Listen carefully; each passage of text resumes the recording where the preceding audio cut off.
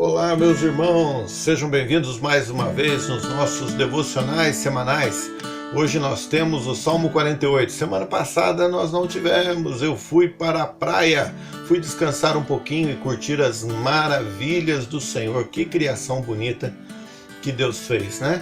Infelizmente o pecado acabou trazendo muitos danos para essa criação, mas a criação do Senhor é linda, né? Quando nós olhamos para os mares, para o céu, para as estrelas, para a areia do mar, quanto lugar bonito, né? Louvado seja o nosso Deus por isso.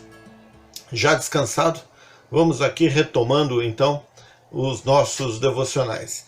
Salmo 48, e o Salmo 48 mostra como é uma bênção ser filho de Deus. Esse salmo é um salmo também que foi deixado sob a responsabilidade dos filhos de Coré.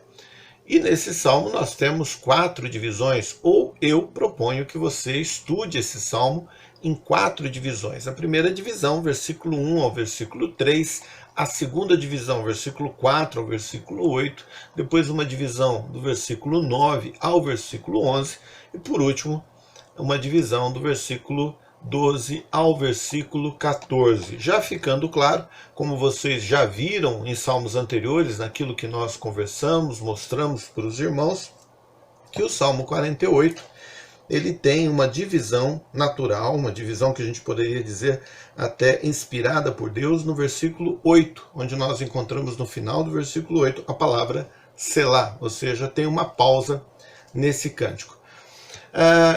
Esse Salmo 48 é bem interessante, porque nós que somos cristãos precisamos ter em mente que homens, seres humanos, estarão muitas vezes em guerra conosco, justamente porque nós zelamos por aquilo que é correto, por aquilo que é certo, aquilo que agrada ao nosso Deus.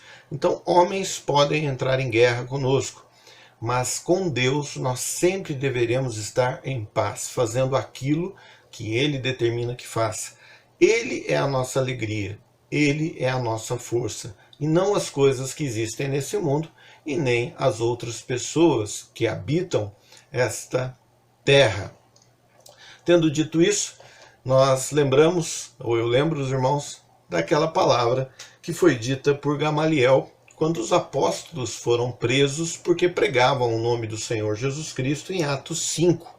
Lá em Atos 5, eles prendem os apóstolos, mandam os apóstolos não pregarem no nome do Senhor Jesus, não falarem, não testemunharem sobre a salvação em Cristo.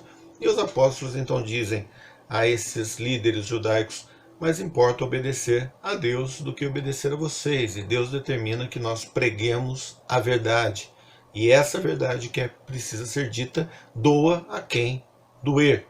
E eles então se enchem de ódio, né? Esses líderes judeus se enchem de ódio, e creio eu que queriam matar então os apóstolos. E Gamaliel sabiamente diz a esses homens que eles deveriam então observar, ter calma, o telefone tocando e eu vou ter que atender. Voltando à história de Gamaliel, então Gamaliel diz então àqueles líderes judeus que eles deveriam pensar, ponderar, né, ir com calma, porque se a obra que aqueles homens realizavam, os apóstolos, era de Deus, então não adiantaria eles irem contra, porque eles estariam lutando contra o Senhor. E lutar contra o Senhor é algo terrível. Seres humanos não podem lutar contra Deus. Deus é muito mais poderoso. E nós que somos filhos de Deus, então olhamos para o Salmo 48 e encontramos no Salmo 48, na primeira divisão que eu havia dito aos irmãos, o fato, a certeza de que Deus providencia refúgio ao seu povo. Para Israel, o refúgio era Sião. E faço a leitura então do versículo 1 ao versículo 3. Grande é o Senhor e muito digno de louvor na cidade do nosso Deus, no seu santo monte, no seu monte santo. Formoso de sítio e alegria de toda a terra é o monte Sião, sobre os lados do norte, a cidade do grande rei. Deus é conhecido nos seus palácios por um alto refúgio. Nós sabemos que a cidade é importante, o monte Sião é importante por causa do Deus do monte Sião, e não apenas pelo fato do monte Sião ser o que é. né? Deus é Deus sobre toda a terra, porém seu nome é verdadeiramente exaltado na cidade do seu povo. Nesse salmo, a cidade é Sião, a casa de Israel, a cidade terrena. Mas nós cristãos, também aqui em 2021, temos a casa do Senhor, a cidade do Senhor garantida para nós. Diz Filipenses 3:20, uma cidade celestial. Já não mais uma cidade terrena, mas uma cidade eterna e celestial. O autor de Hebreus diz em Hebreus 12, versículo 18 a 24, que realmente não chegamos ao monte palpável, ao monte de terra, mas nós chegamos ao Monte Sião, a cidade do Deus vivo, a Jerusalém celestial. Então nós temos já garantida a cidadania dessa cidade maravilhosa celestial que é Jerusalém, que está preparada para nós. Não essa Jerusalém de hoje, mas uma Jerusalém eterna. Segundo ponto, versículo 4 a 8, nós vemos então que além do nosso Deus providenciar uma cidade de refúgio para nós, uma cidade celestial a cada um de nós que somos seus filhos, Deus assume as nossas lutas. Os inimigos, quando nos atacam, Deus compra a briga para ele. Fala, peraí, não vai brigar com o meu escolhido, vai brigar comigo. E eu agora que entro na luta. E é assim que Deus age. Versículo 4 ao versículo 8. Porque eis que os reis se ajuntaram, eles passaram juntos, viram-no e ficaram maravilhados. Ficaram assombrados e se apressaram em fugir. Tremor ali os tomou, e dores como de mulher de parto. Tu quebras as naus de Tarsis com um vento oriental. Como ouvimos, assim ouvimos na cidade do Senhor dos Exércitos, na cidade do nosso Deus. Deus a confirmará para sempre, Selá. Aqui existe uma narrativa do que o Senhor fez com os assírios. Os assírios, por meio do seu rei Senaqueribe, ele cercou, ou eles cercaram Jerusalém, querendo derrubar Jerusalém. Mas o rei Ezequias, que era quem reinava ali em Judá, onde estava Jerusalém, era um rei que temia o Senhor. E ele pede socorro então a Deus, e ele é salvo por Deus. Um anjo de Deus vem e destrói o exército dos assírios, mais de 185 mil homens, e voltam esses homens, esse exército, humilhados para casa. Também destruiu a frota de navios dos assírios com uma tempestade. É Deus comprando a briga. Brigou com o escolhido meu, Deus fala, é comigo que você vai brigar. E Deus defende aqueles que o temem.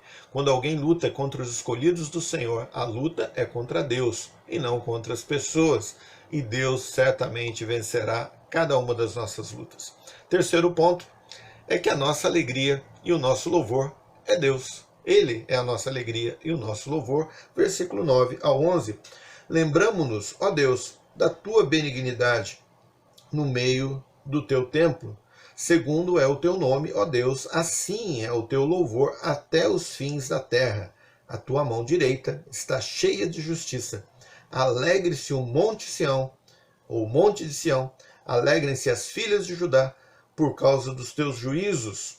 E assim, então, nós vemos aqui que a alegria, o convite do louvor e adoração, essa alegria está baseada na benignidade mostrada, manifestada de Deus, nos grandes feitos em defesa dos seus escolhidos.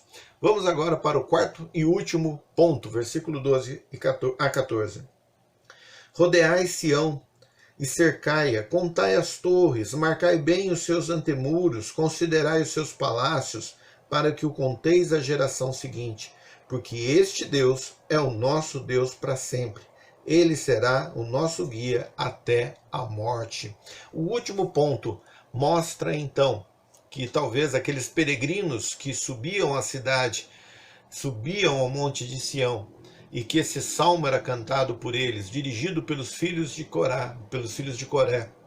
Eles talvez fossem levados a cada um dos limites da cidade de Jerusalém, e era mostrado cada palácio, cada marco, cada muro, e era salientado que ali a segurança não estava nos seus muros, mas estava em Deus. Por isso deveria ser marcado e analisado cada um desses pontos. Porque Deus é o nosso Deus para sempre.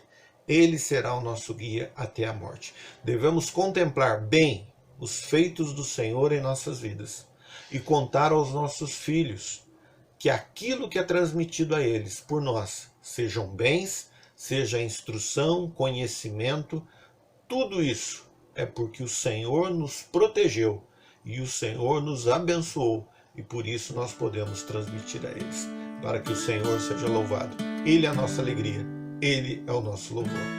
Deus abençoe e até semana que vem com o Salmo 49.